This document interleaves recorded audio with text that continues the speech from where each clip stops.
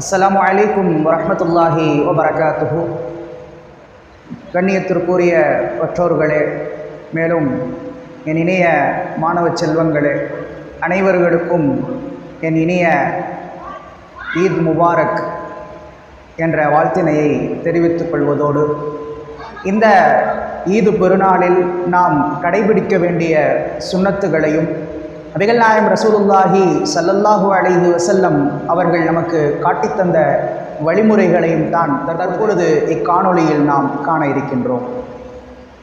நபிகள் நாயகம் ஸல்லல்லாஹு அலைஹி வஸல்லம் அவர்கள் இந்த ஈதுனுடைய, அதாவது ஈதுல் அல்ஹாவிலே நாம் என்ன செய்ய வேண்டும், எவ்வாறு இந்த ஈதினுடைய பெருநாளினுடைய தொழுகைக்காக நாம் தயாராக வேண்டும், எவ்வாறு நாம் பள்ளிவாசலுக்கு செல்ல வேண்டும் என்பது முதற்கொண்டு நபிகள் நாயகம் ஸல்லல்லாஹு அலைஹி வஸல்லம் அவர்கள் நமக்கு கற்றுத்தந்துள்ளார்கள்.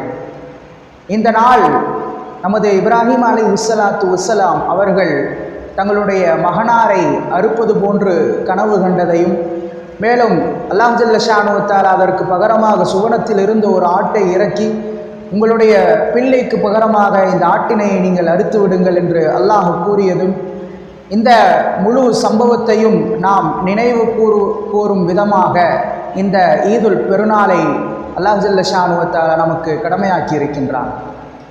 மேலும் இந்த ஈதினுடைய பெருநாளுக்கு முன்பாக முதலில் ஃபஜ்ரினுடைய தொழுகையை நிறைவேற்றிய நாம் அப்பொழுதிலிருந்தே தக்பீராத்துகளை அதிகம் முழங்க வேண்டும். அல்லாஹு அக்பர், அல்லாஹு அக்பர், லா இலாஹ இல்லல்லாஹு, அல்லாஹு அக்பர், அல்லாஹு அக்பர், வலில்லாஹில் ஹம்து.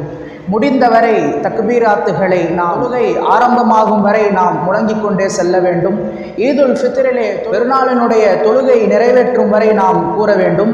ஈதுல் அல்ஹாவிலே, அதாவது பெருநாளுக்கு பிறகும் நாம் இந்த தக்பீராத்துகளை முழங்க வேண்டும். அதாவது ஞாயிற்றுக்கிழமையினுடைய ஃபஜ்ரிலிருந்து வியாழக்கிழமையினுடைய அசர் வரை நாம் இந்த தக்பீராத்துகளை அதிகம் முழங்க வேண்டும் என்பதாக நம்முடைய மார்க்கம் கூறுகிறது.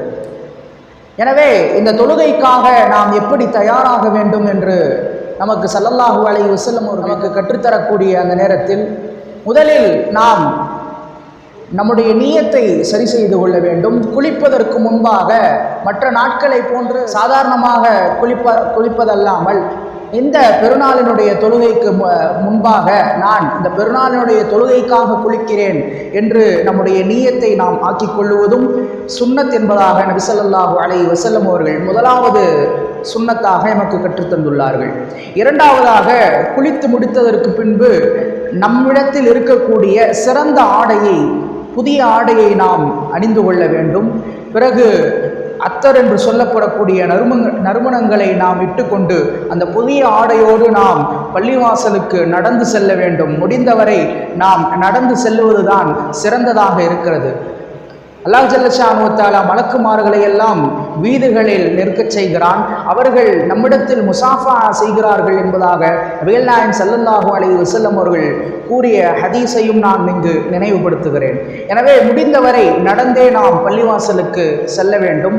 ஒரு வழியில் நாம் சென்று மீண்டும் தொழுகை முடிந்ததற்கு பின்பு வேறொரு வழியாக நம்முடைய வீடுகளுக்கு வர வேண்டும் என்பதாக நபிகள் நாயகம் ஸல்லல்லாஹு அலைஹி வஸல்லம் அவர்கள் கற்றுத்தந்துள்ளார்கள். ஏனென்றால் நாம் செல்லக்கூடிய நேரத்தில் மக்களுடைய பார்வைகள் நம் மீது படுகிறது. அவர்களுடைய அந்த கண்களை விட்டும், அதாவது அந்த கண் திருஷ்டி என்று சொல்லுவார்களே, அந்த கண் திருஷ்டிகளை விட்டும் நாம் பாதுகாப்பு பெற வேண்டும் என்பதற்காகத்தான் நபிகள் நாயகம் ஸல்லல்லாஹு அலைஹி வஸல்லம் அவர்கள் ஒரு பாதையில் சென்று நீங்கள் வேறொரு பாதைக்கு நீங்கள் வீடு திரும்புங்கள் என்பதாக எமக்கு கற்றுத்தந்துள்ளார்கள். இறுதியாக மிக முக்கியமான ஒரு செயலை நாம் இங்கு செய்ய இருக்கிறோம். அதுதான் குர்பானி. அனைவர்களும் தங்களுடைய பிராணிகளை குர்பானி கொடுத்து அல்லாஹ்வினுடைய கட்டளையை நிறைவேற்றக்கூடிய செயலை தொழுகைக்கு பின்பாக நாம் நிறைவேற்ற வேண்டும். மேலும் அந்த நேரத்தில் நாம் கொடுக்கக்கூடிய பிராணியை 3 பங்குகளாக நாம் இட வேண்டும். அதில் ஒரு பங்கு நம்முடைய குடும்பத்தார்களுக்கும், அதில் 2வது பங்கு நம்முடைய உற்றார் உறவினர்களுக்கும், அதில் 3வது பங்காக நம்முடைய அண்டை வீட்டார்களுக்கும், மேலும் ஏழைகளுக்கும் நாம் பிரித்து கொடுக்க வேண்டும் என்பதாக நம்முடைய மார்க்கம் மிக தெளிவாக நமக்கு கற்றுத்தருகிறது. எனவே இந்த விஷயங்களை எல்லாம் நாம் முற்படுத்தி இந்த நாளை நாம் சிறப்பாக்க வேண்டும். மேலும் மிக முக்கியமான ஒரு விஷயத்தை இந்த இடத்தில் நாம் நினைவுபடுத்த கடமைப்பட்டிருக்கின்றேன். அதாவது நம்முடைய குடும்பத்தார்கள், நம்முடைய உற்றார் உறவினரிடத்தில் நாம் மகிழ்ச்சியான தருணங்களை வெளிப்படுத்த வேண்டும்.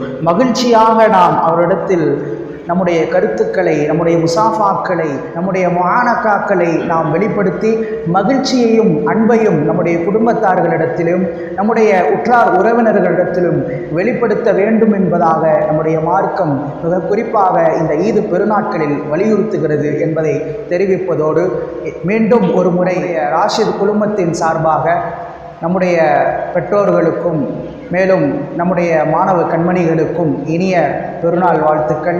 ஈத் முபாரக். வாஹிர் தாவானா அல்ஹம்துலில்லாஹி ரப்பில் ஆலமீன். அஸ்ஸலாமு அலைக்கும் வரஹ்மத்துல்லாஹி வபரகாத்துஹு.